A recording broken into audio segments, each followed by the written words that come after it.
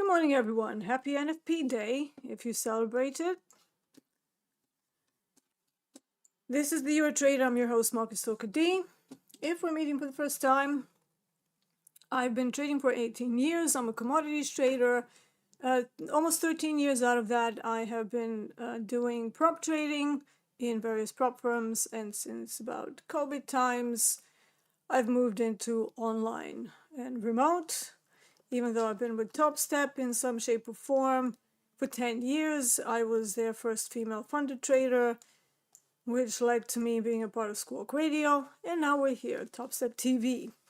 Alright, so I am looking at silver. I am a bit long biased today.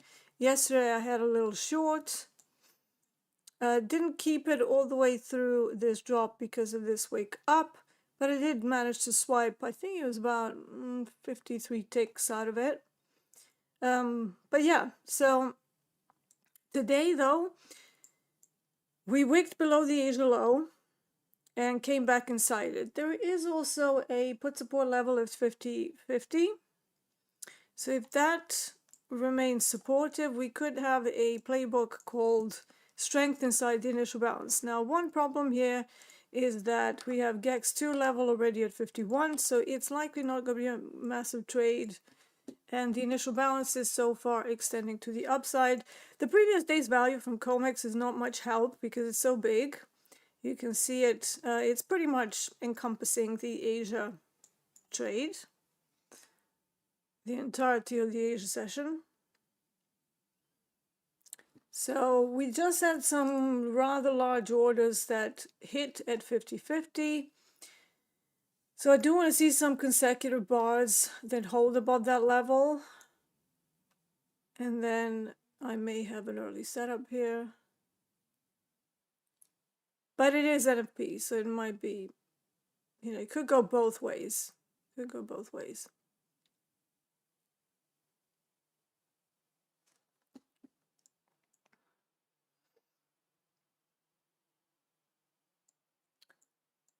All right, so what's this? This is from yesterday. The average range exhaustion to the upside is all the way up at 52, where we also have a call wall.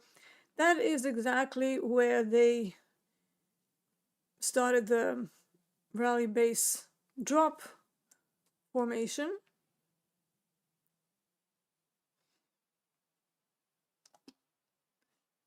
So we're going to see if they want to continue this. So far, there's not that much conviction to the upside. So we had one big order that hit with like 60.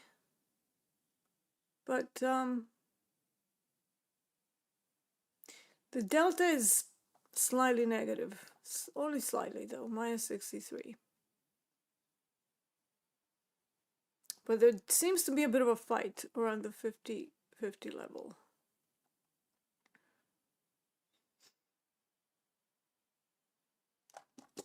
I'm just gonna check the 5-minute time frame. Now this dip below Asia low was not exactly that convincing, but it also didn't have any sort of an exhaustion candle. All right, so we have another large buyer at 86 now, with 86 contracts.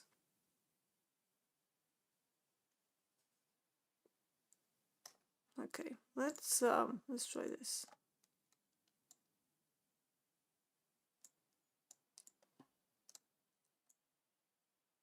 Because this is now looking a little bit better. They're pushing.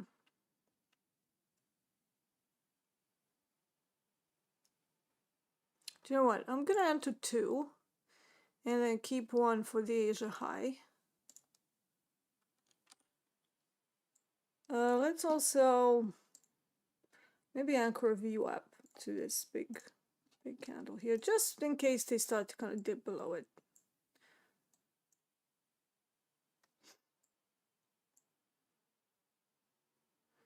Right, a little bit of a conviction here.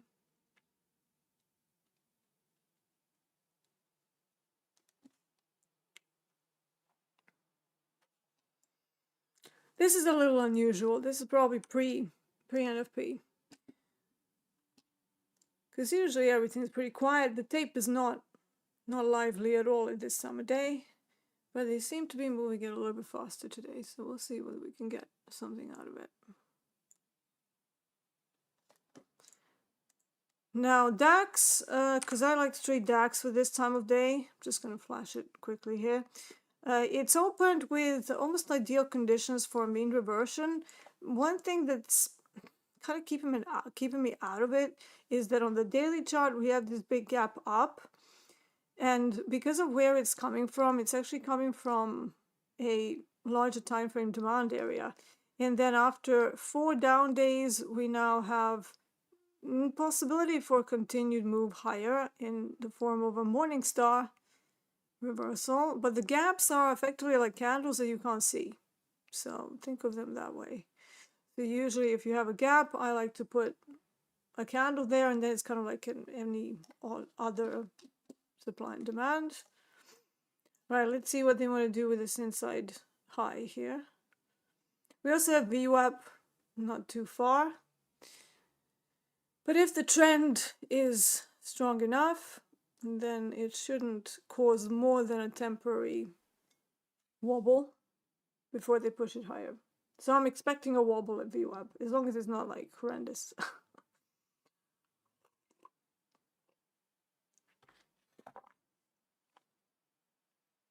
Bit of a caffeine fix.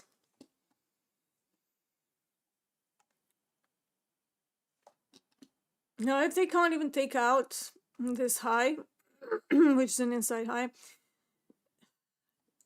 and I say inside because it's wedged inside a larger swing, then that's not going to be that great. Natural gas has split between the current contract and the next contract. Crude oil has rolled already. Natural gas on the verge of doing so. And they have to roll by the end of this week. So maybe we can have natural gas on the radar next week.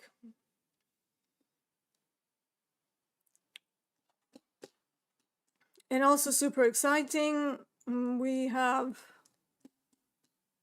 the final 2 days of the VIP program for this season 3.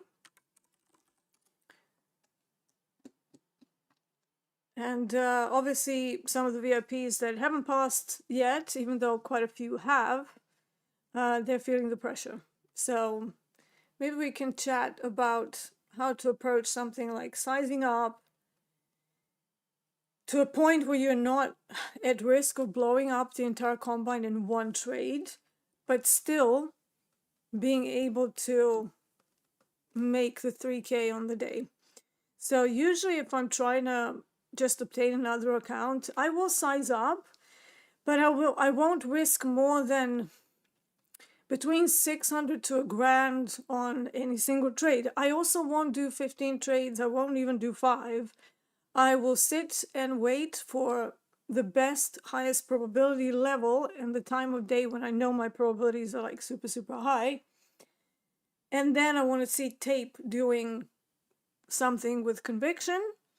Only then will I enter, risking $1,000 to gain $2,000. And because it's like 2 hours, my default.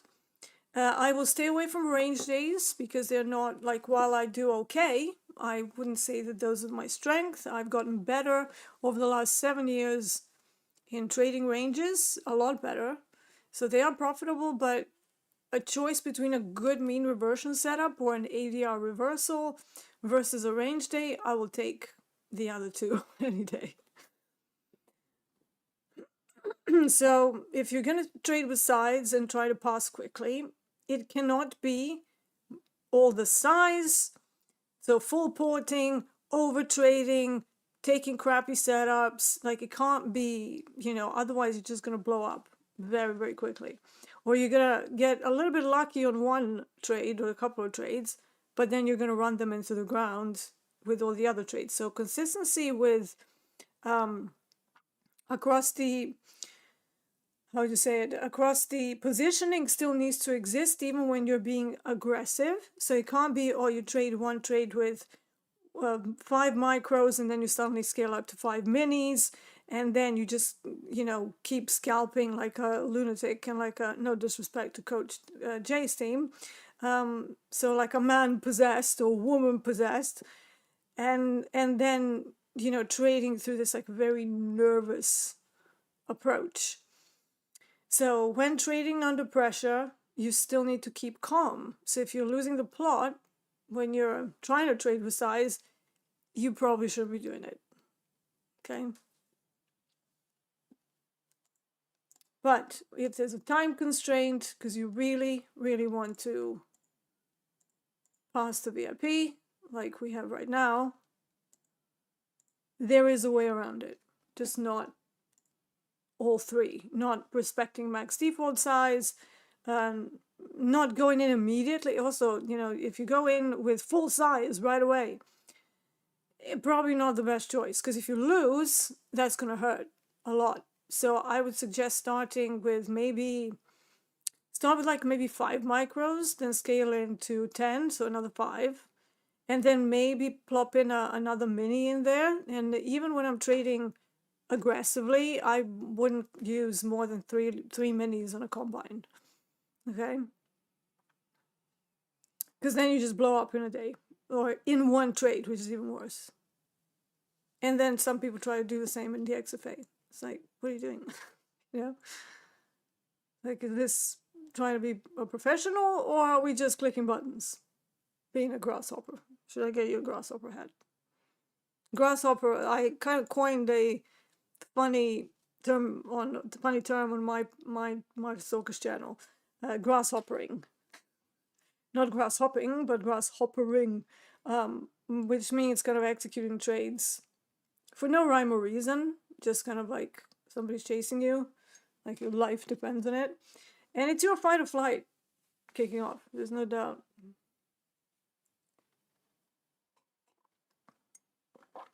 Okay, so you see some people would now move the stop to break even because it's in like 21 ticks.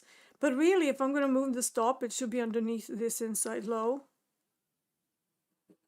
if anywhere. But I don't move stops. I like to partial. If I feel that the trade is no longer valid, I will get out. I also do partial stops. So rather than just partial take profits, if I'm in with fuller size, like let's say I just want to trade 3 minis immediately, you have to protect the downside somehow. So if there is enough structure, like for example here we have 2 pieces of price action that we can use. One is this one, the other one is this one. So if I'm basing my stops based on this particular low, I will keep my stops exactly where they are. Why? Because they are far enough away to absorb a potential liquidity sweep down to this VWAP. And maybe, just maybe, if it tags that and then reverses, carries on higher, it gives me an opportunity to scale into the full size, which is 3, and then to have a smaller stop, which is in still within like the max default position size, but it's not increasing the risk over time. So this is why I kind of don't like scaling in profits, because from a math standpoint, it just never made much sense to me. Because, it's almost like a martingale. Well, it is a martingale, because you keep doubling as it's going in your direction. And really, for that to happen, you need an outlier day, and you need no pullbacks. Now, metals are pretty known by having very severe pullbacks. Very severe pullbacks. So that just won't work on commodities. Or it won't work on RBOB, it won't work on silver, won't work on gold. Why? Because even when it goes into a trend, especially gold these days, it's still incredibly wicky. So that's why I've slightly moved away from gold. So let's have a look at gold now. If we, I was looking at YM for a potential short this morning, because I do think we might have a bit of risk off happening today. But, we'll see. I'm usually picking DAX for this time of the day, but we don't have DAX, in case you didn't notice. So yeah, maybe a mean reversion down on YM could be something to consider as well. And I would personally run multiple trades, two active trades all at once. Don't recommend doing that. It took me probably about 10 years before I could confidently track both, and purely because of the systematic approach that I'm using. But even so, if I'm watching tape, I can't watch two tapes. That's just not a very good thing. But YM, a little bit slower though. So let's see, what is this?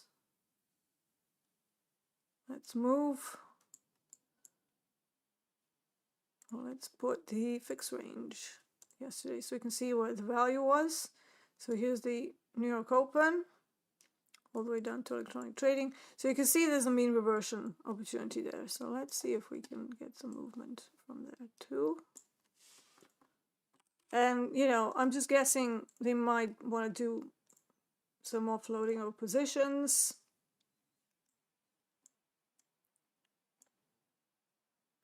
Is that a bit too much? I don't know.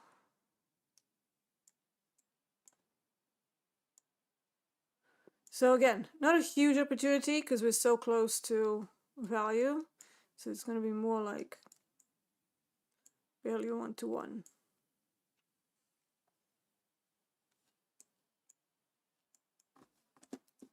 I'm just going to have a look at what tape looks like.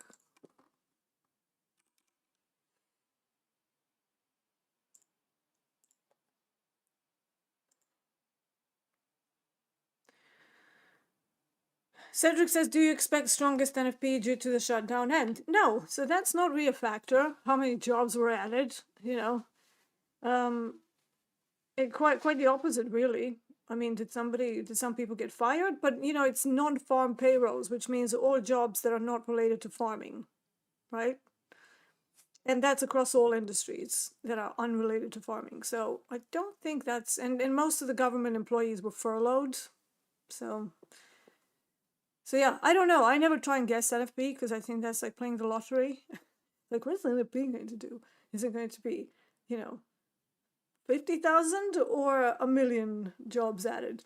And the funny thing is, during COVID, we had like crazy numbers. It was like 750,000 jobs added because I think they were hiring like delivery drivers and people who were like, doing emergency services. It was very funny to see, very, very funny to see. But yeah, I've never seen, until COVID, we've never seen such numbers. It's insane. Right, so these single prints, so this is now a single print. So let's just mark them. Call them FVGs, call them whatever you wish, but I call them single prints. So this is now a single print. I don't want this to go higher than VWAP, so I'm going to minimize my risk here. Because we have some price action, single prints. We don't want them chewed up. We want them to carry on away from it. And single prints right now are not confirmed because they were created by the previous candle. So this candle, until it ends, I will not know whether the actual single prints are still on the chart or not. Corporal says, morning, when you calculate gamma exposure for day trading, how many expirations do you use? Just the most recent weekly and monthly? Typically weekly and the 0DTs, because 0DTs in equities especially are having a huge effect.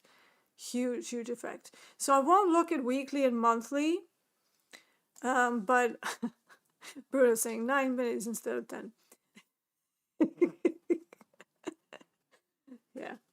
Oh man, you're so funny. I do love our moderator. He's a really great guy. So yeah, it's 0DTEs and the weekly, whatever the closest weekly is. So yeah, you don't need to go too far out because you're not swing trading, you're intraday trading. So really only the most immediate options should be of interest to you. And Kronos is asking me, is it snowing for you over there? So yesterday, right before, like when I was getting ready, my husband sent a photo to a friend of ours, and it was trying to snow, but then it just melted, so it just ended up all sloshy. However, I have some, because half of my pack of dogs went to daycare yesterday, and they do have a very cute. Let me see if I can pull it up. They had a very cute photo of them with like snow falling on them, bless them. But they loved it. They were very, very excited by the snow. Right, so silver's looking pretty good for now. We still need to get above the initial balance. Initial balance on silver literally at this price, 50.73. YM, they're not really pushing it. Again, YM this time of day, a little bit tricky. And this is technically kind of exposure in the same direction. Why? Because if we have risk off, equities go down, commodities typically go up. But although that idea is kind of broken down since COVID, so take it with a pinch of salt. But there are definite moments in today when risk off is a good choice. But just make sure you're not like sizing up double and double, because notice that I'm still only in with 3, right? Across the board, 3 max. 2 here, 1 here. So I'm not going 3 here and 3 here, right? So max position size has to be very good. What is this? This is odd. Google is doing something weird. Like I'm trying to get rid of this, but it's not allowing me. What? Okay, let's see.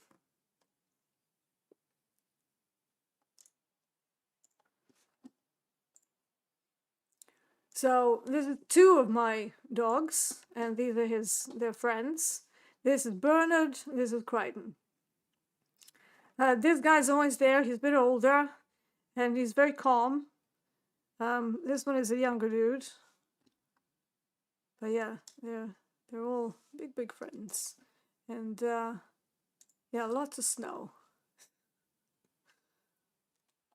Cuties. And then the daycare that we have them in now, which are absolutely amazing. I will say they're a better daycare than the previous one in London. So I don't know, somehow the village life is really agreeing with me.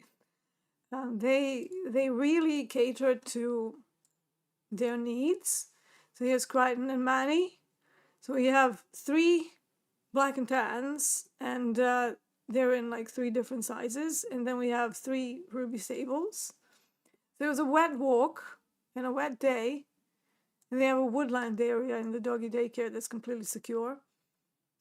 So yeah, they enjoyed it, but it was a bit wet. Didn't stop them from jumping into a pond though.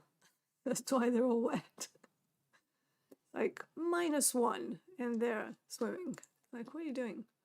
Oh, I heard that Andrew Huberman says you should be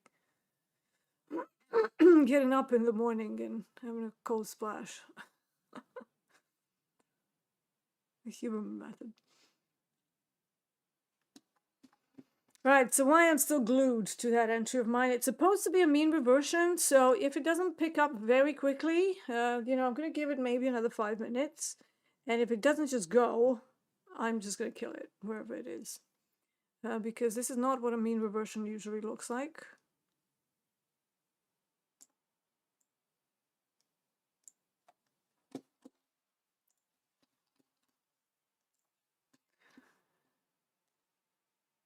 Kavikas is still trying to figure out how to use volume profile. Can you explain how to use it? So, not in a small 90-minute session. Why? Because profile in general, it's kind of like asking me, can you learn to be, what would be the equivalent? Can you learn to be a high-level chef in like 90 minutes? Can you just explain it to me? So obviously not, right? Because there's like methodology, there's techniques, there's interconcepts, there's of course experiential side of things, because this is a performance discipline after all, even though it's just clicking buttons, but it is a performance discipline. So if I were to tell you, well, it's got several components. One is the open sentiment compared to the previous day's distribution curve. Then you have the current day developing value, how price action is behaving around it. Then you have the thin volume areas and thick volume areas known as low volume and high volume nodes, LVN and HVN. Then you have the point of control. And then if you want to go down to TPO profile, then you have a whole subset of day types relating to the initial balance, the auction strength, and like setups around that. That cannot be taught in 90 minutes. This is one of the reasons why I have my pro development program, which is CPD certified, and we've actually just become CPD founding members for a new service where people will be able to access their CPD certification just through a simple link. And if you need that, because I have a lot of doctors, lawyers, a lot of professionals who require CPD hours. And let me just let the Cavalier inside, because he's appeared, and now Bond is going to go absolutely nuts if he's not in.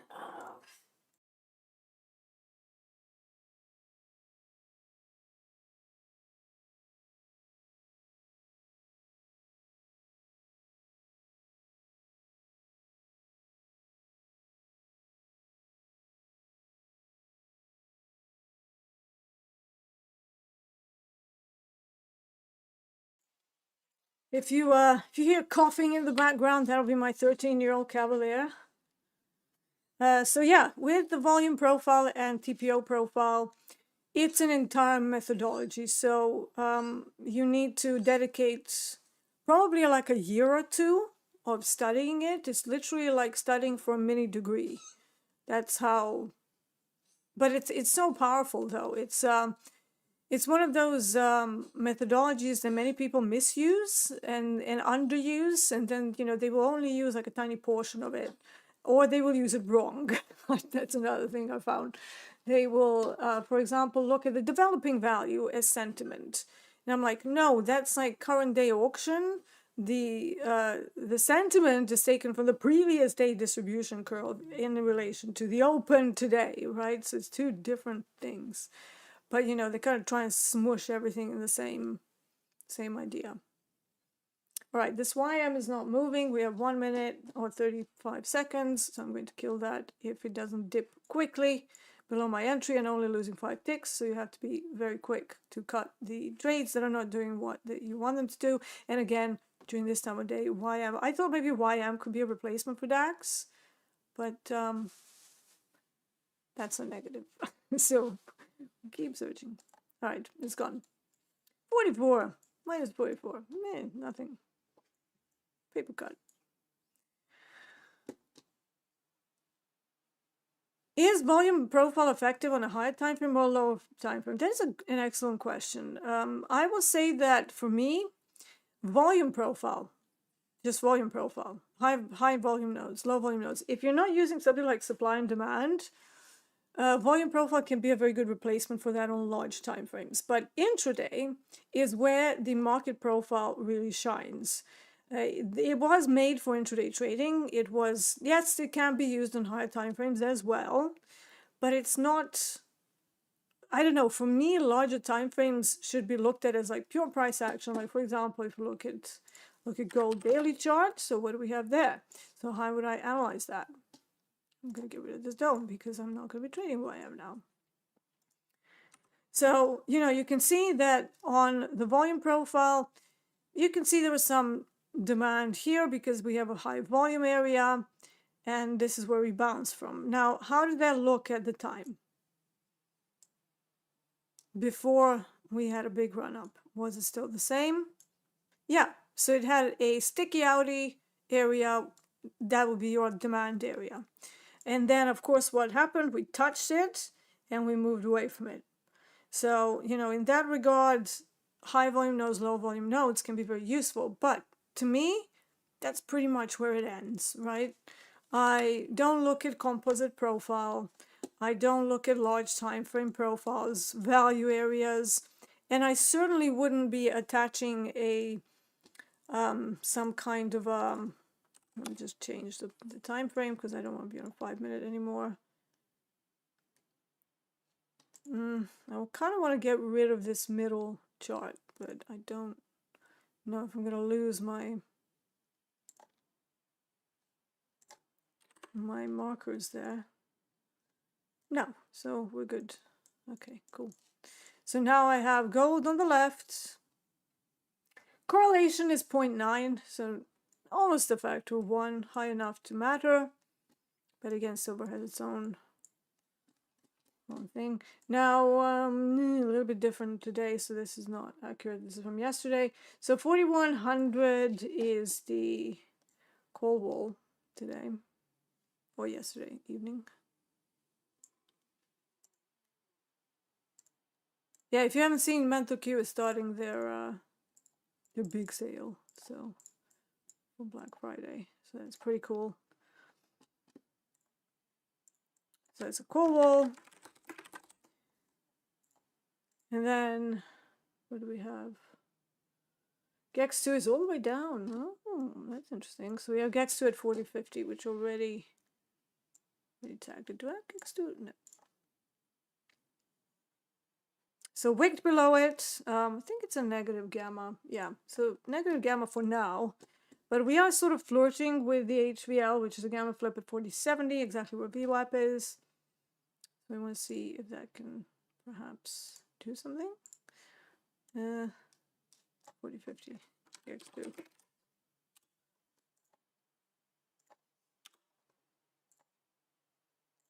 There we go. Now gold, again, using it kind of like crude oil and RBOB. Just using it to find levels and then see how price wants to behave on silver. Otherwise, for me, I think we're still having the situation today where, look at gold, look at how horrible it looks. And look at silver. It's like nice clean moves up, and gold is like flat.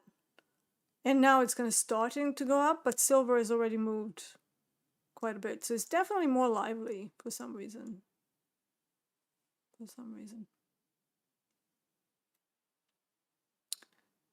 Yeah. So Angelo, where was it? Yeah, it didn't even take out Angelo. So again, the ranges are massive, but the moves are a bit meh. From that perspective, I'm gonna stick with silver for a while. Whoops. No, I need text.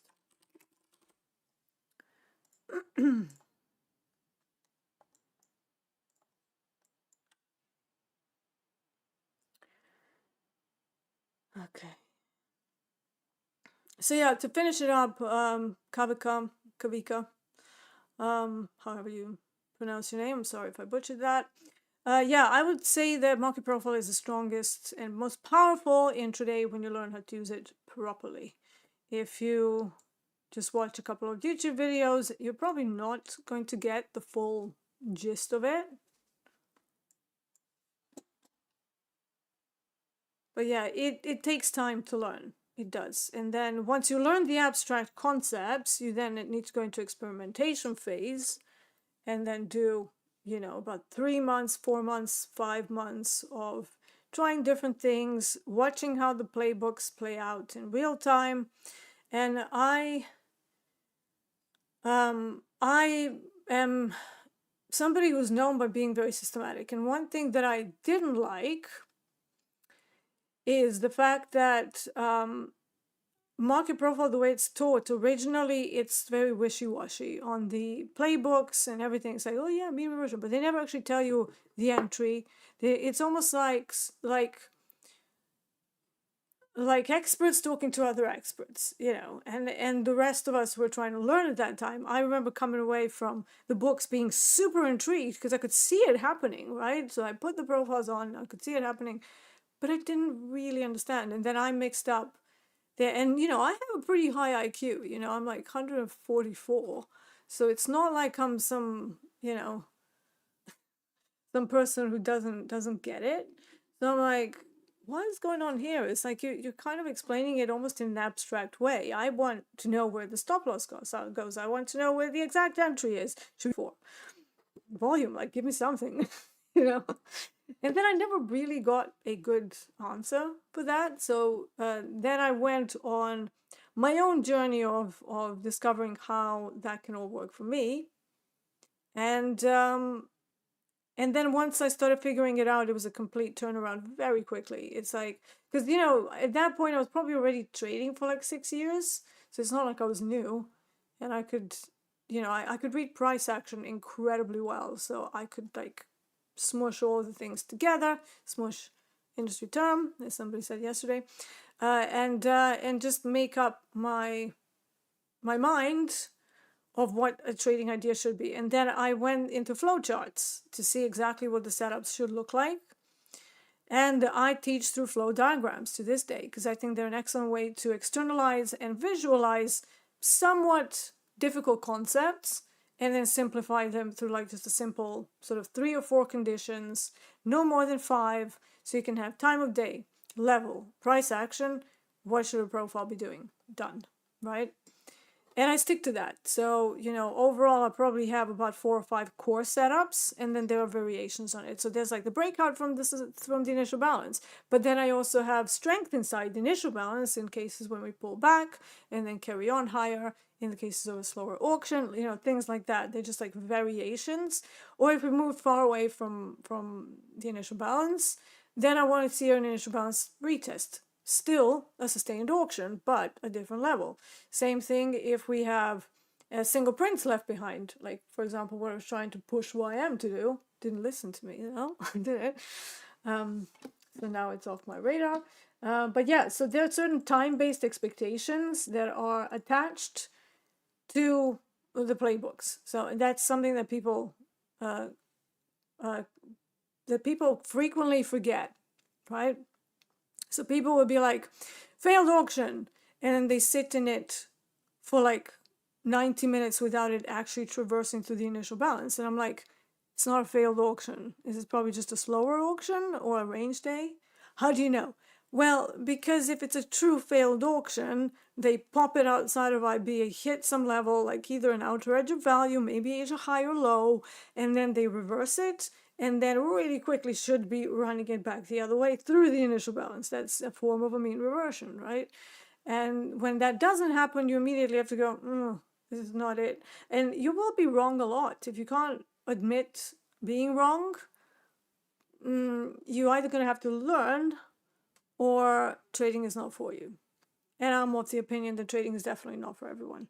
It's a very specific person that can make this work long term and stay sane.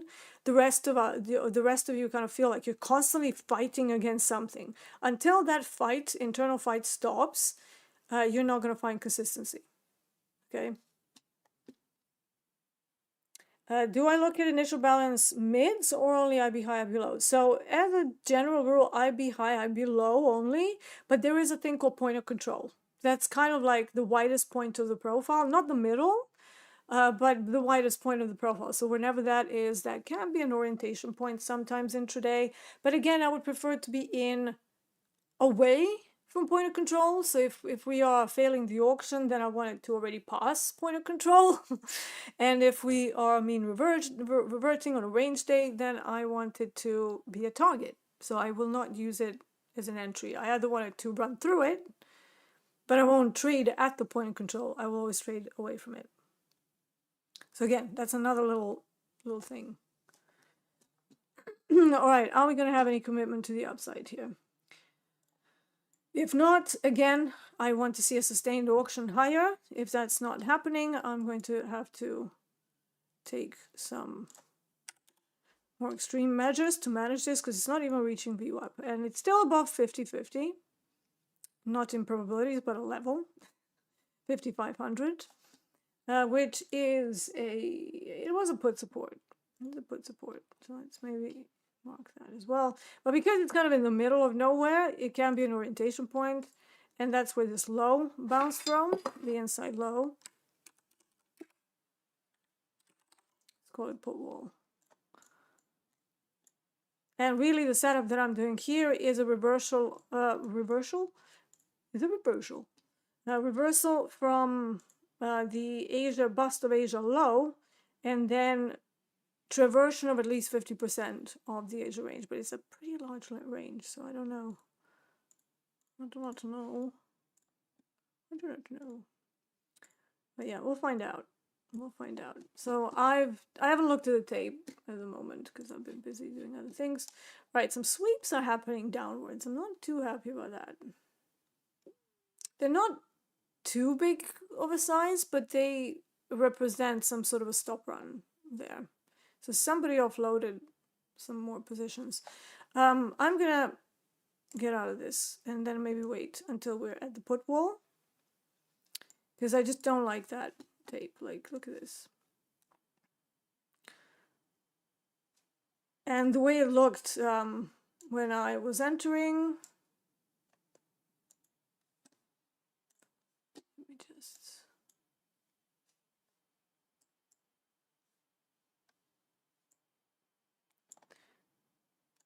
so this is what we had when I was entering, right? So much better. Nice push, but now we have a change. So it's like, they probably want to go and test. But well, I'm also mindful of the time of day.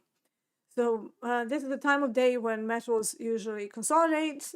So it looks great in Asia, and you try and trade it in London, you're like, why isn't it moving? Well, it's not moving because it moves later. That's basically it. There's not too much volume.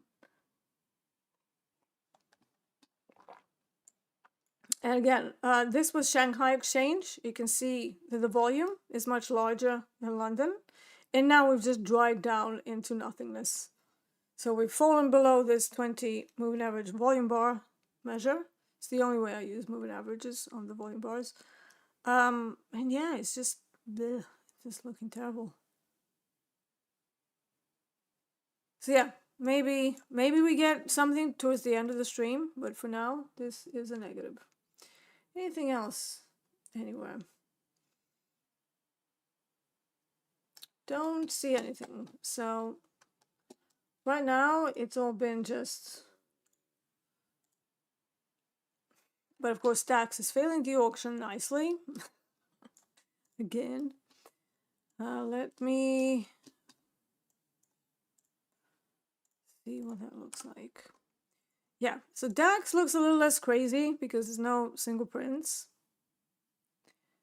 And if it fails the auction, I may have a setup. So something that I would do, and yeah, sure, we could have a gap close. But it's just the fact that we're coming away from a big demand area. And this is very evenly distributed as well. So looking at the profile strength, we had a bit of excess. This is normal, but it didn't even take out the Asia high. That's unusual. That's unusual. So that remains a point of interest. But I would maybe like to be on some longs there. In that case, I need to go to my account.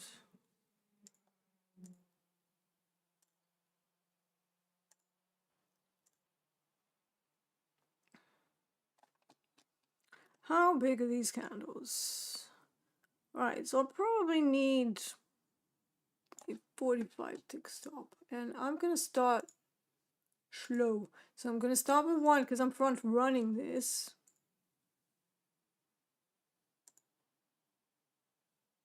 And then maybe add if we fail the auction. Alright, so I'm trying one. Front run, okay. Trying one from 23,389. Just one mini DAX. And the consecutive negative delta by -200 in DAX, but the consecutive bars are pretty convincing. The volume is not that great, but you know, we've had quite a lot of green here, so at some point, maybe, just maybe, DAX picks up speed. We have some orders around 23,400. If I convert some of the options levels that I see in DAX, we do have a GEX2 equivalent at 23,385. Let's call it 23,350. And that was a It's a pretty decent area for longs, so we'll see. Probabilistically, it's a nice area to fail the auction from. And again, aiming for 80 ticks, 2R. Might be less if I scale in, so once we do fail the auction, if it gives me an opportunity. If it doesn't, it doesn't. It's fine. It's going to be a smaller attempt. Alright, they're pushing.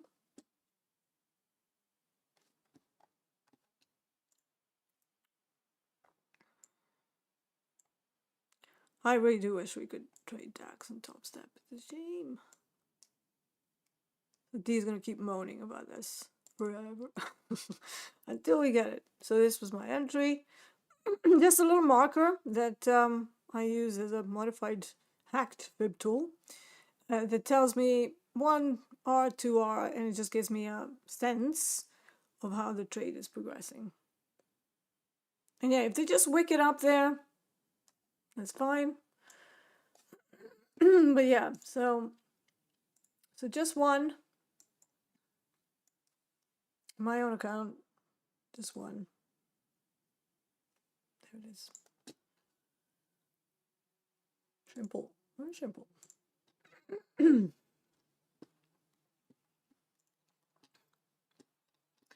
Which volume indicator do I like? The simplest one. So actually the one in Topstep X, I actually quite like. So I keep going back to it, but it is a trading view equivalent, right? Apparently I'm breaking up. I mean, my connection is pretty stable.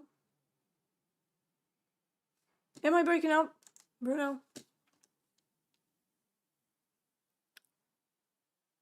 Mitesh says, I saw you trading natural gas the other day.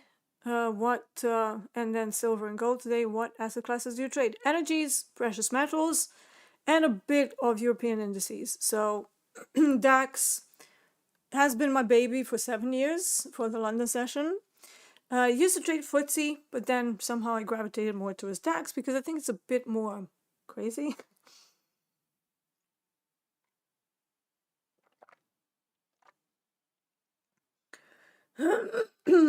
Silver just reacted a 5-minute FVG.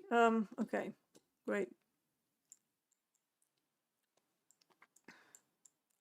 But there is GEX2 up, higher up. So FVGs or not, we have a put wallet 50-50 and 5100. FVGs are a result of tests of a level from the options chain where the market makers will initiate. So when that happens, that's already the activity above market makers, right? But it's not a level, you know. People, I think, confuse the entry technique with the level. They're like, it's an FVG. No, it's a result of market making. It's a price action result of market making. Right, DAX pushing. Didn't give me an opportunity to scale in, sadly. So, yeah, whatever. It's just going to be a small one. Whatever that is. It's,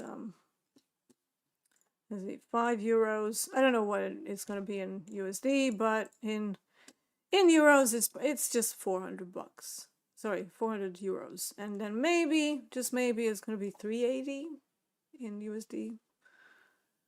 I don't know. Aren't they at parity? Very close to parity at the moment. So yeah, whatever. It moved too quickly, and that's fine. So yeah, Mitesh, I am a commodities trader specializing in energies and precious metals. Those two have been my bread and butter for a very, very long time, last 12 years, coming up to 13. It's going to be 13 in sort of February, March time. And then that will mark 19 years of me staring at the charts day by day. So yeah, long time.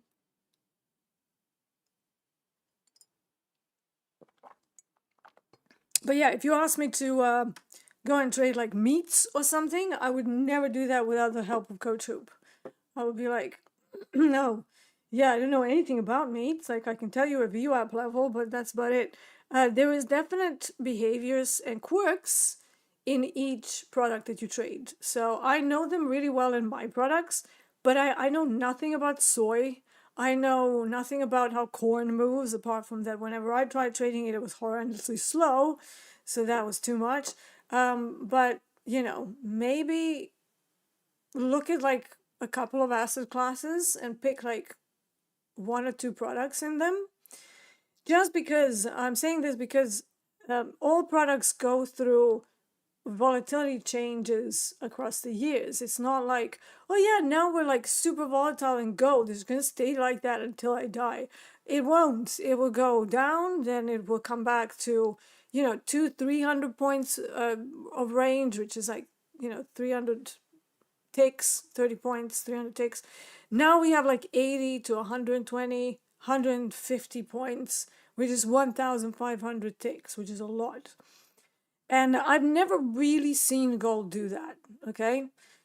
Even during COVID, it was all like, yeah, it was sort of going in one direction, but it wasn't going insane. What was going insane, though, was crude oil, which went negative. That was a riot.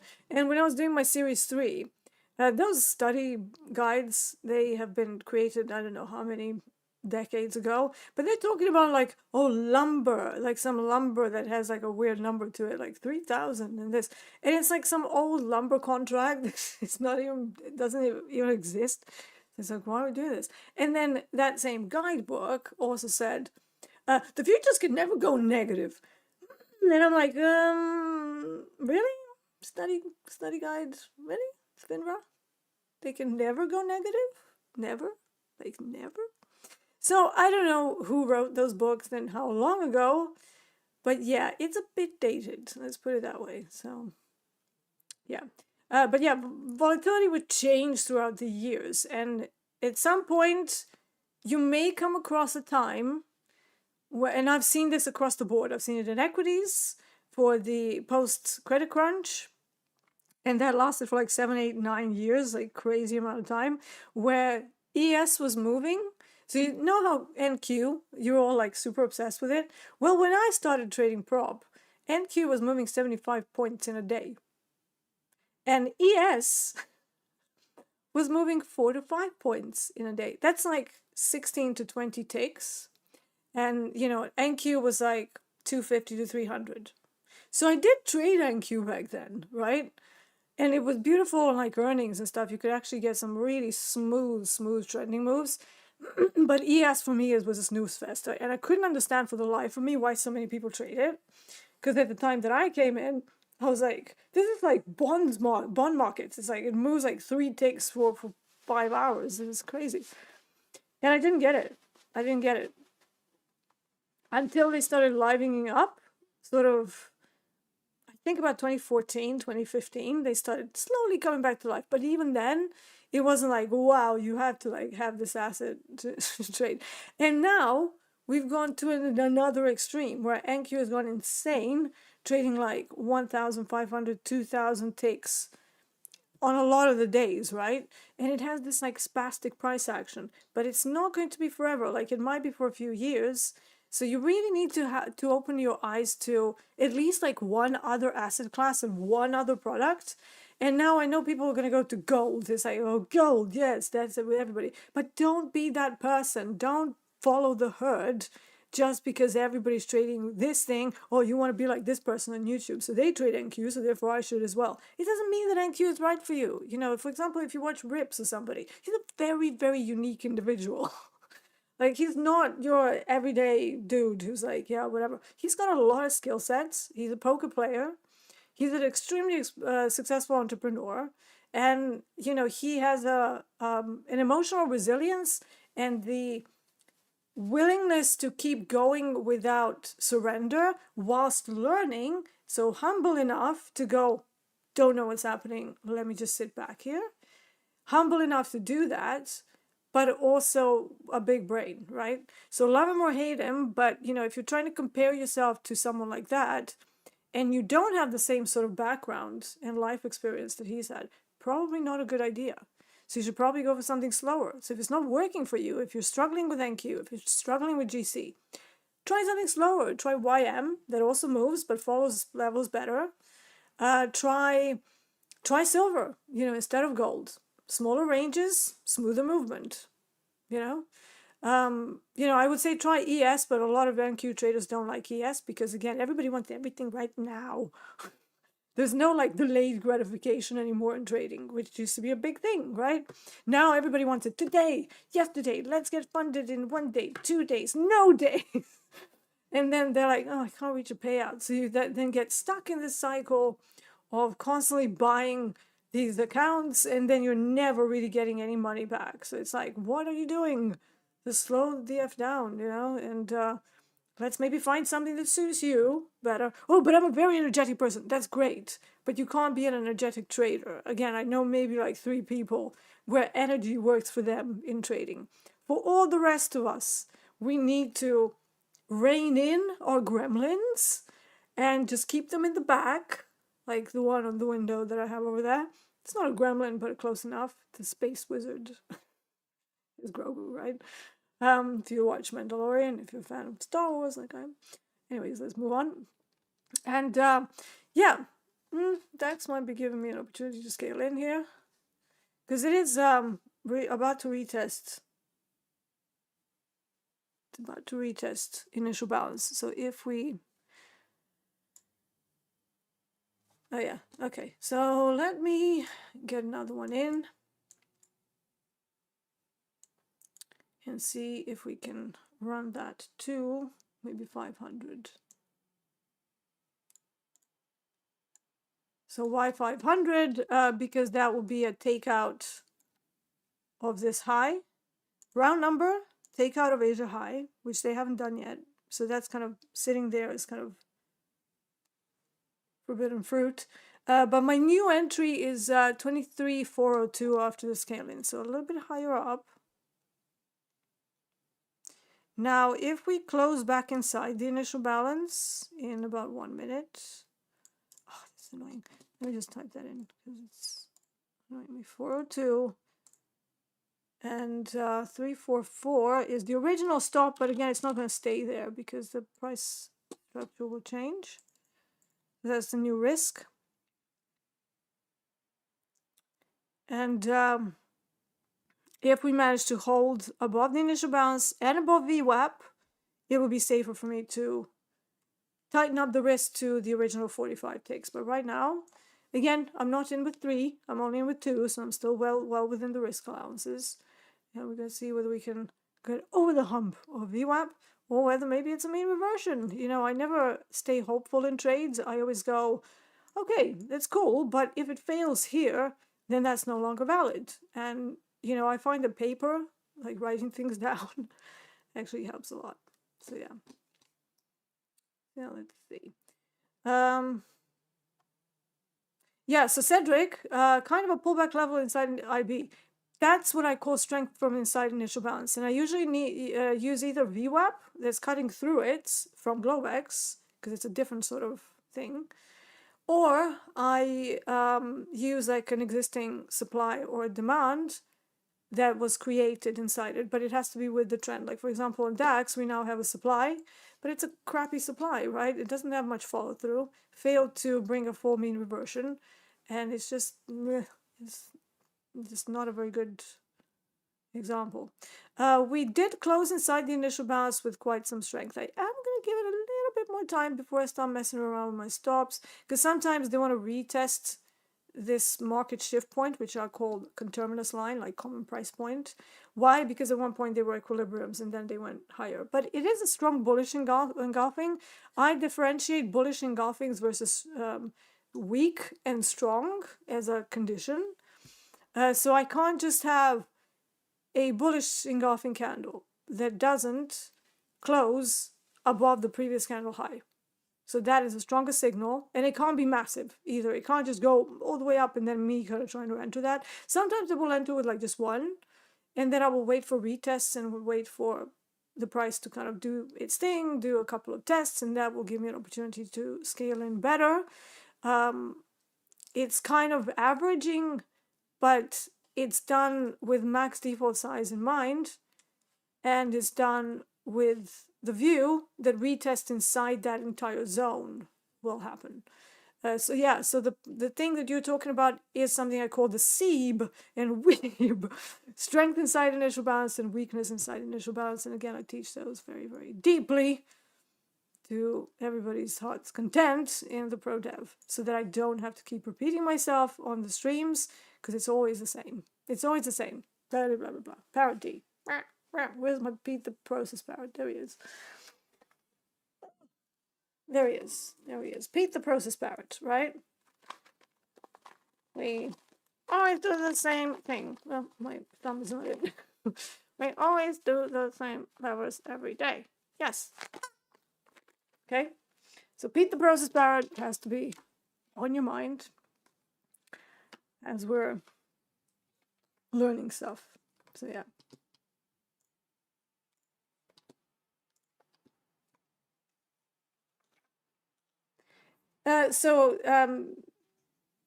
Tiara Birkin says, every human makes errors. Yeah, and this is why you need to have a methodology that will allow you to make errors. So here's the thing. If you're using a very negative risk reward, like 0.5 R, there is no room for mistakes. Like, as soon as you start making mistakes, the high accuracy that those systems require do not allow you to have enough errors. And as you're learning, as you're developing as a trader, or just being a human, you F up every so often, right? It's not like, oh, now we're all robots. So now you learn to trade, you're forever successful and profitable, and it never changes. It's not that kind of business, right? You're up and you're up, then you're struggling, then maybe it's scratch, maybe it's a drawdown, and then you're up again. And it's like, and of course you'll make errors, you'll make mistakes. Also, mistakes are very important. Most people online, they shy away from posting mistakes because they are afraid of the backlash, because the FinTwit and generally an online community is like very, very toxic. Very toxic, and people will rip you to shreds, even if you're doing really well, right?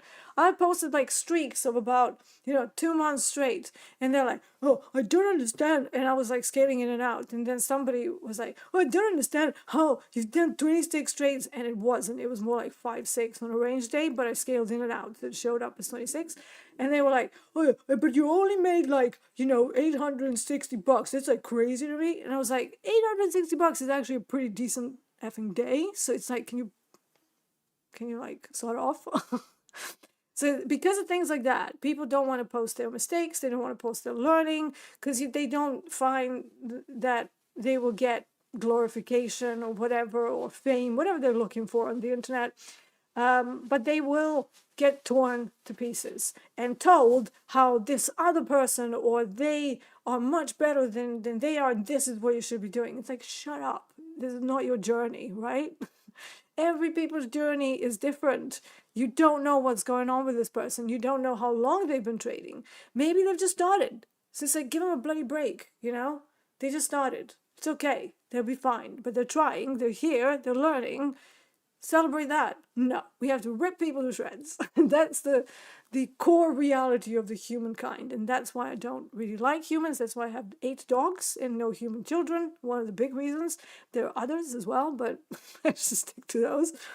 And over the course of my 45 years of existence, I've constantly been very disappointed in the humankind as a whole, right?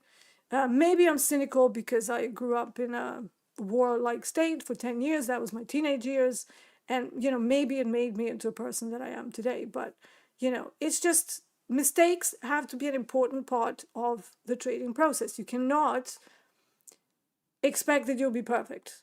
Even when you get to like 20 years experience, you will make a mistake. You will absolutely make mistakes. But have a system, have an approach that can absorb those mistakes without you losing an account. Does that make sense? Right, silver's died to death. Gold has died to death. Is there anything moving? DEX is moving though, so happy about that. All right, we are trying to go above VWAP. So currently sitting at about 461. But again, it's not done. It's still a very range-bound day. We still have that 500 area in mind. If Let me have a look at the 15-minute time frame. Yeah, so if in another 8 minutes, the 15-minute time frame doesn't have a massive wick and it's just about holding above VWAP or better, I can then tighten up their risk, and I can also see that I have another reference point. It's a 2-minute time frame. So this becomes a new tiny little low, even though I don't like doing stops below the first inside low. So I prefer to have 2. Especially once we've got into a trend. So my stop won't be going here. It should still be here, but it's a little bit too big. So I just want to tighten it up a little bit, just in case something unexpected happens. I'm not expecting anything until NFP today. But yeah, let's just say that somebody just dumps a whole bunch of orders. That's gonna hurt me. So I want to make sure that doesn't happen. And you can argue that now on a 2-minute time frame, we do have structure that would allow me to kind of go to break even, but I will rather take half off. However, this trade is not large enough, so I don't have too many on. Usually if I'm trading with like 5, 10, 15, 20 lots, I will shave off a quarter or a third and then leave the rest running, and that somewhat protects the downside. But obviously with 2, you either have half off or nothing. So. And with 1, it's the same. It's like you have to stay in and commit to the trade. There are no options for further management. And that's not necessarily a bad idea, because many people overmanage trades and lenny them to death. All right, so silver wants the put wall at the very least, maybe even Asia low. So this will become, so this area here, the overnight low, will become a new point of reference as we get into the LME. So very frequently LME likes to either come very, very close to it or do an exhaustion volume bar and then reverse again. So the Asia low, which was the reference point for this time of the day, will get moved and upgraded to overnight low. Now sometimes they are at the same spot, sometimes they're not, and a lot of the times it will be like still comprised in the range, and then Asia low still remains valid. Does that make sense? So let's say that we have a day when, just trying to find one, where we traded inside the, okay, so let's imagine that this was Asia low, and then we get to either LME like an hour after, or COMEX. So this is still a valid reversal.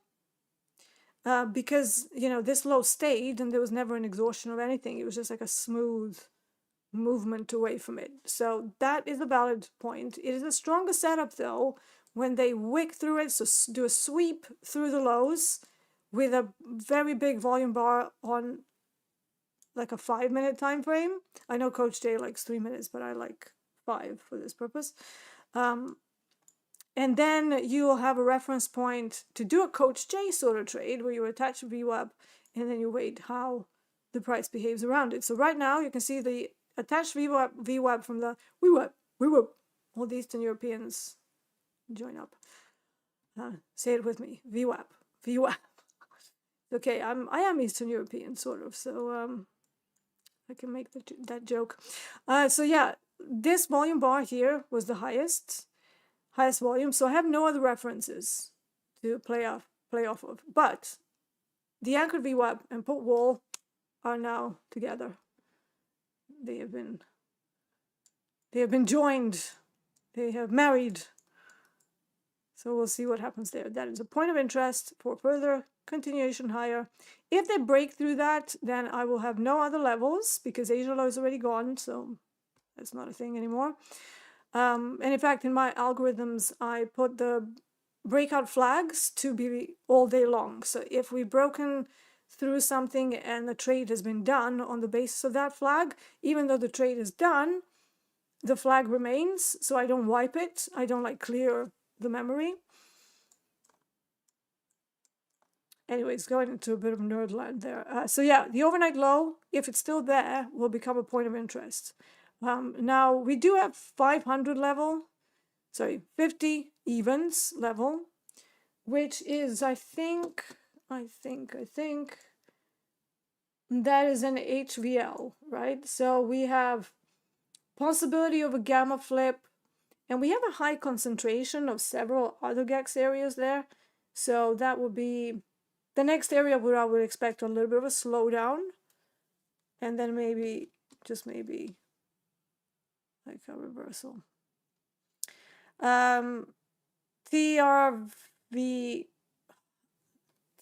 can I just call it TRV? Any advice how to go about trading a 150K account, hit fast or slowly build it? That will depend on your experience. So I'm never going to say, hey, do what I do. Now, for me, it depends what I'm trying to achieve. Like if I'm just trying to get funded, I will use between 1 and 3 minis on some of my products, not on NQ. And I will try to spend about 10 days passing it. Maybe even longer, right? The one that I passed just a couple of days ago, the one that I've been like milking for 2 months, literally took it super slow and didn't even trade every day. I think I traded like a couple of times a week. And then eventually I passed it. So it was completely not rushing. But, you know, I can't have an XFA. So it's a pointless exercise at this time for me. I am still in a live account, and as such, while that's true, I cannot have XFAs. Like maybe if they give us like a Christmas XFA for charity or something, that would be the only way that I could have, or any of us who are in live accounts could have an XFA. But if something were to happen, let's say I get hit with slippage, or something, I don't know, the platform messes up, or I can't get out of a trade, or the stops malfunction, I'm always thinking risk first. So what happens if I lose the account? Then what? I have no XFAs to activate? I'm not going to be in that situation. There's like 0 chance of that. So I always have some XFAs waiting in the wings if something happens, okay? So this is why I'm not seeing this as a waste of time. First of all, you see that I trade DAX for this time of day a lot, whereas I don't really trade metals. So I will go and trade LME from midday, but very frequently I won't even trade that if it's like a quieter time. I will then look to trade after NY cut and into the euro close, and then very frequently, if I haven't traded all day, I will find a setup in the energies. If I can't find it there, I'm not going to trade that day at all. So I keep an eye on the market, but you know, there are certain limitations at the moment because we can't trade DAX. I trade DAX for this time of day. It's supposed to be a DAX show. That never came. And then they were like, oh, well, you can look at metals. And that person wasn't a trader, by the way, the person who said that. So I was like, I've never traded, like, what are you talking about? And they're like, well, let's just make it educational then. And I'm like, okay, so when's DAX coming? And they were like, no, soon. That soon turned into 18 months. So here we are. Welcome to the Euro Show. So I give you levels during this show that remain valid throughout the whole day. That is the basic thing here. So I give you the edges of value. I give you the GEX levels. I give you the ADR and ASR. ADR is functional throughout the entire day. All right, let's see what DAX does here. So we're kind of reaching the top of the area. So I'm just going to put the 30-minute time frame here. Pretty strong close. So I'm just going to tighten up my risk to 45 ticks, which is not going to be like terrible, you know. It's so 357. All right, so I've tightened that up.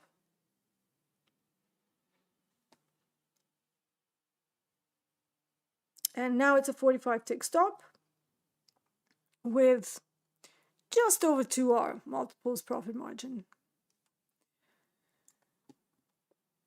So yeah, TRV, depending on your experience and depending on how long you've been trading, if you haven't been trading for like 5, 7, 10 years profitably and consistently, I would say take it slow.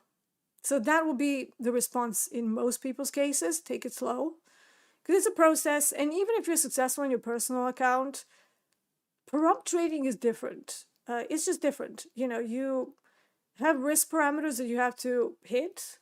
And even, if you're live, it's a difficult thing because, for example, Topstep closes the trading about 15 minutes before the actual market close. And my setups, a lot of the time, that late in the day, have a little extra pump that gets me my 2R for the end of the day. So I can't do that at Topstep, for example. I think some at some point that should change. I think MP was talking about changing that. So again, that's one of the things that's going to come as an improvement. And it's not because I want to trade earnings. I don't trade earnings, don't care about earnings. But I do have setups that kind of continue on for that last hour. It's like a take profit move, and then, obviously it keeps pushing slower. But in the case of silver, it just keeps pushing. So, it's a pretty sweet trade. But yeah, so take it slow, I would say.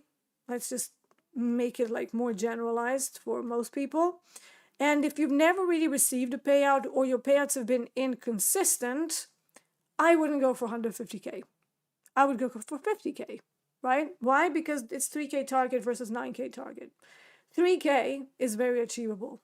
9K, if you don't really know what you're doing with confidence, it's nearly impossible, right? Now with Topstep, the payouts are very straightforward. 5 days of 150 if you're on the new dashboard. I'm still on the legacy dashboard on my live accounts, but one of the reasons why I wanted to do these XFAs is because you lose the XFAs once they switch to the new dashboard, right? So I have to have some new ones. So I'm just kind of working on a few of them. So one is passed, this one is pretty close. And I've got one more going. After that's done, I might do 2 more, and then we'll be done. So then I'll have the 5 XFAs waiting. But yeah, I'm against copy trading for beginners. I use different accounts for different products. So I will have one account that is just designated for, let's say, only metals. So we trade copper and silver. And then I have another one that I designate for a certain time of day. So for example, I trade everything, but I only trade it for post and cut into the euro close. And then the third one might just be, let's say, just the energies markets, like RBOB, heating oil, natural gas. And again, probably a different time of day as well. And then sometimes I will copy trade 2 out of whatever I have, but then leave the others as a sort of a thing. But I would not copy trade before you get consistency. How do you get consistency? If you can take a monthly payout over a minimum of 3-month period, that spells consistency. That means you've managed to hold on to account for 3 months. You've managed to get to the payout stage while bankroll managing the whole account balance. That spells competence. So maybe at that point you can consider copy trading. If you're not there, 50K, 1 account, maybe 2 if you trade through 2 sessions, just to designate 2 different sessions. But even that, not a copy trade. 1 for 1 session, the other one for other session. Or maybe to test out a new product. Like let's say you see me and you want to trade silver. So you go, well, I've never traded silver. How similar is it to gold? It is similar, but I would argue that at this point, silver is actually better. There you go. I said it. So yeah, so my DAX trade is just pretty drama-free at the moment. We keep going. So we'll see whether we can smash through that high. And then it will be over. And we can end the stream. It will be over. Yeah, so how do you have the dome on the right side and the buy and sell underneath it? Because that's what the dome looks like. I think you might have the order. Do you have the orders? Because there's order, this, that's not it.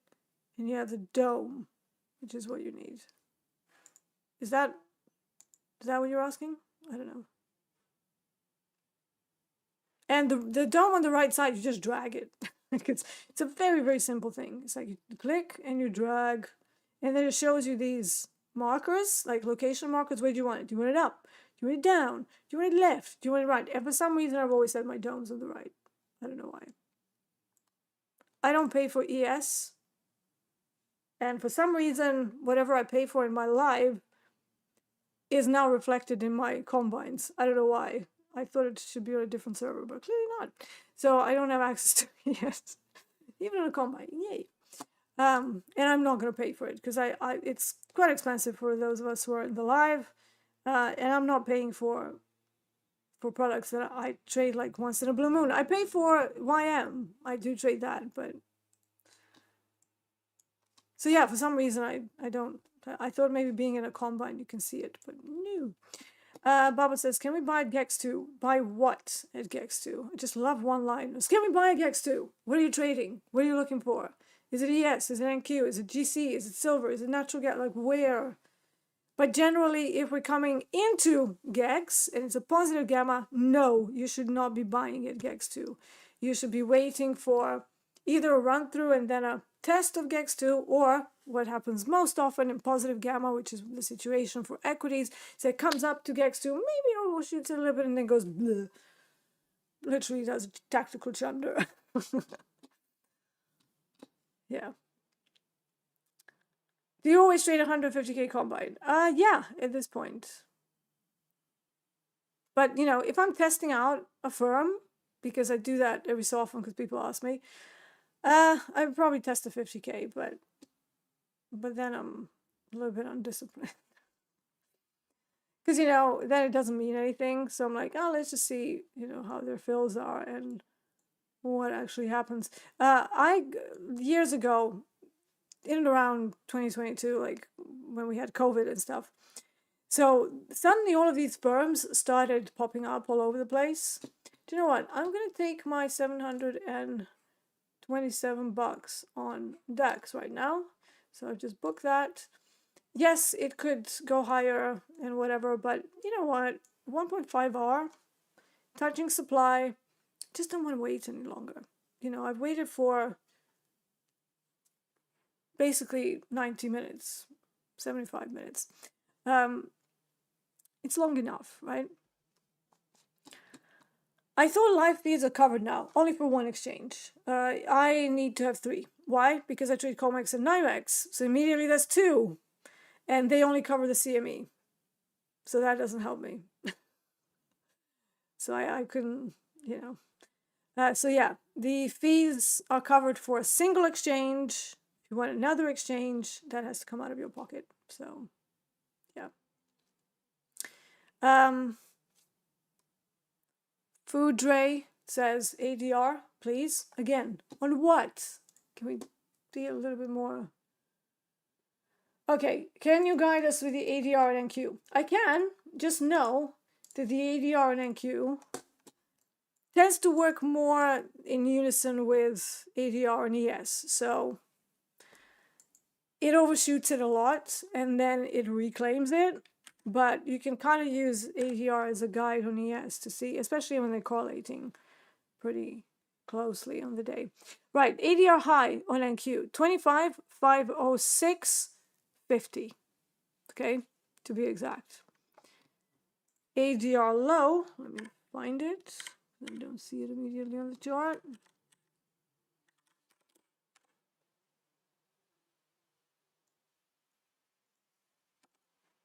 Right, I'm being a bit blind here. So what I'm going to do, I'm going to check my ADR levels. I don't know why, like my eyesight is going a little bit weird, and I just don't see the ADR low anywhere here. Unless it's like super far away. Nope, I just don't see it. That's odd. Okay, I'm going to have a look at that. Right, so the last time we had the session range printed, that was 8 a.m. today. Did that move much? Thursday, yeah, that's about it. ENQ, did that move much? 25, 150 is the ASR.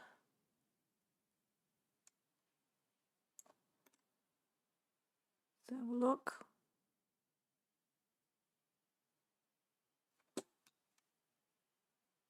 Daily range. Okay, so it has come down just a touch. So it has come down from 25,572 because it's a volatility band, so to speak.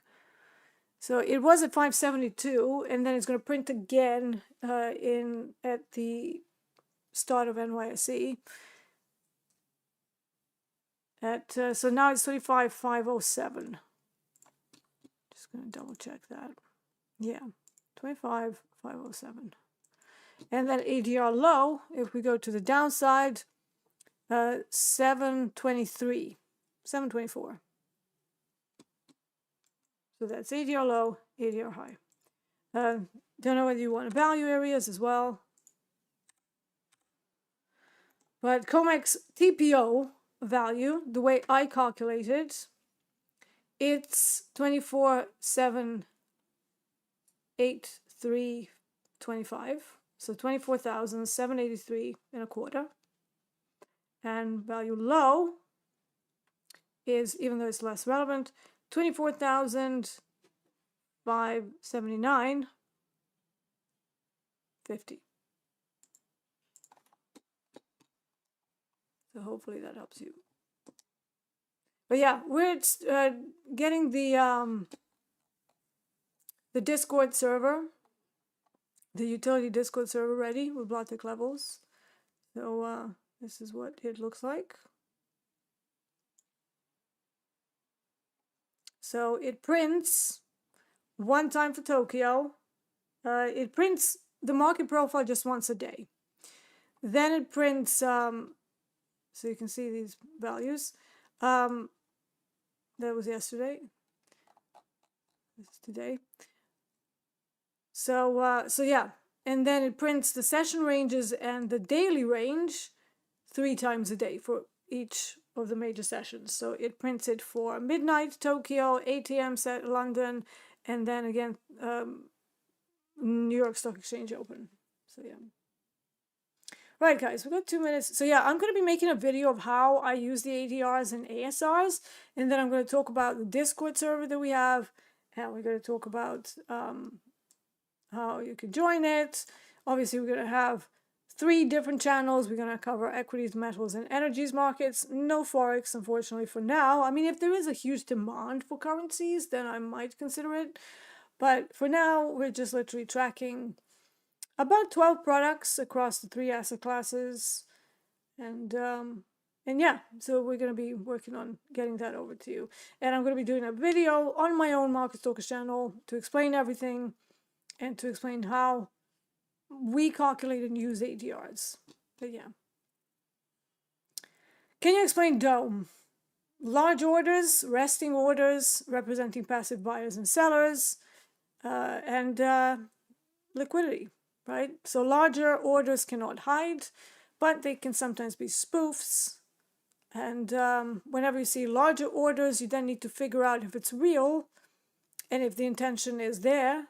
And unfortunately, spoofing is illegal, but nobody cares because it's very difficult to prove.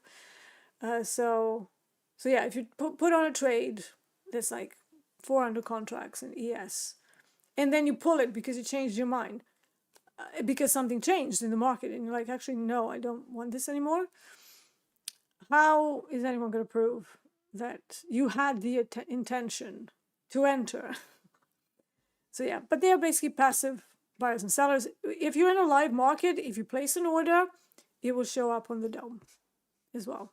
Wherever it is, it will show up here, it will show up down here, it will show up as an additional contract here. You become the part of the symphony that is the futures markets, and you become a speculator, market maker, maybe.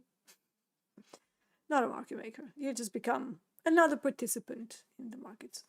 How much time do I spend on the market every day? I try not to spend more than 3 hours all in. So 90 minutes is this show. Then I spend probably another 90 minutes for posting my cut. And then I spend another 90 minutes towards the end of the day. And that's it. Now, obviously, because I'm a part of TopstepTV, we sometimes have, times of day when we have to be on. And today I will be on for group coaching at 6:15 my time. That is 12:15 Central, so noon 15. And yeah, it's if you got any more questions, I know that we have a whole Euro show to ask questions, but yeah. So okay, so me exiting DAX ahead of 500. Was it a good idea? Let's see what happened. So far, yes, because yeah. So it was a good idea because look, this is where being a, what we lovingly call a dick for a tick. That is not a good idea. So this is why I will take anything close to, and I actually took it at 1.5 because I was talking and I was answering questions, and then my brain just goes because I'm old, because I'm vintage. And yeah, so it was a good choice to exit. It's not to say that they won't smash it. I just didn't want to keep hold of the trade. Yeah. Will still go back, silver go back up to 1590? Probably, but I have the same chart that you do. If we manage to hold the put wall, yes. If we don't hold the put wall and Asia low, so if it breaks down, then no, not today. But at some point, probably, if the trend is still... But, you know, I don't have a crystal ball, man. So, you know, I can tell you what's happening right now. So right now, we're fighting around the anchored VWAP. How far this is going to go, you don't know it, I don't know it, nobody knows, okay? All we know is that right now and right here, we have a level that could be a level of interest and could give us a bounce. Is it going to go back to 50.90? Well, GEX2 is at 51. But if they decide to use the put wall as a continuation downside, we are then going to be in danger of going all the way down to 50 evens. Never mind, you know, former Asia low.